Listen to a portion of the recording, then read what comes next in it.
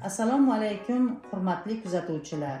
Bugun sizlar bilan birgalikda bodring salatini tayyorlaymiz. Salatimizga kerak bo'ladigan masalliqlarni opisaniyada qoldiraman. Salatimizni boshladik. Bodringimizni to'g'rab olamiz.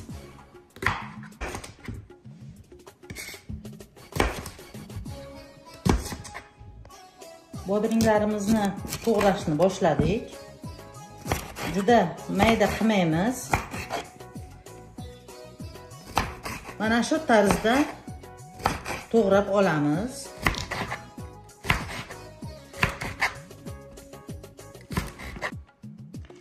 Bu salatimizga ortiqcha sabzavotlar solinmaydi.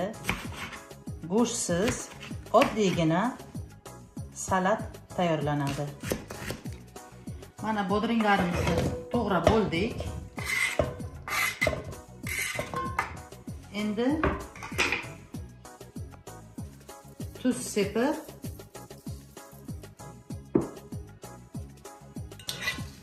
aralashtiramiz va 30 daqiqada qoldiramiz. Endi piyozimizni parrak qilib to'g'rab olamiz.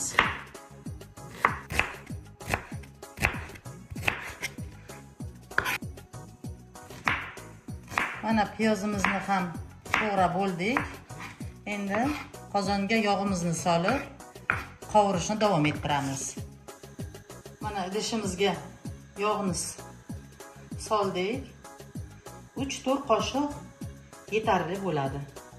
Yog'imiz qizidi. Piyozni qovurishni davom ettiramiz.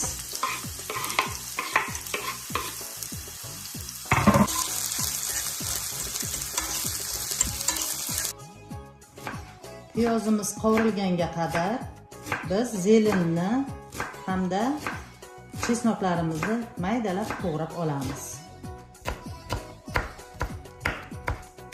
Zelinni to'g'rab oldik.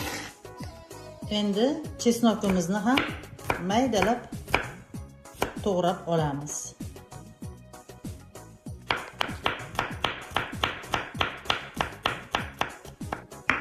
Mana chesnokimizni ham maydalab bo'ldik. Bodringimizga 30 minut vaqt o'tdi. Mana suvlarini to'kib olamiz. Bodringimizni suvini to'kib oldik. Endi 2 qoshiq soya solamiz.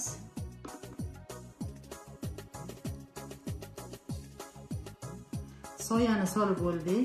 Tapga qarab achchiq qizil qalampir solamiz.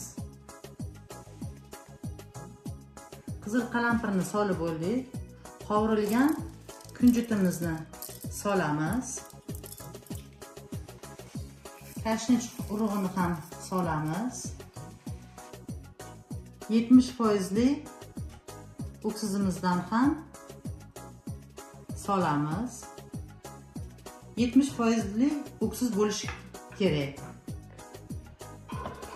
To'g'ralgan zelinlarimizni ham solamiz va shu orada chesnokni ham solamiz. Mana piyozimizni ham qovurib oldik. Xuddi mana shunday tilla rangda bo'lish kerak rangi.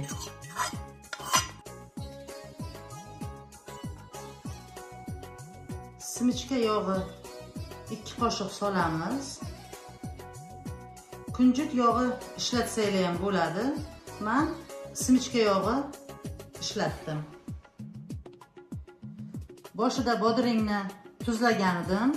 U suvda chiqib ketdi. Yana ozgina tuz sepamiz. Salatimizni aralashtiramiz. Salatimiz tayyor bo'ldi.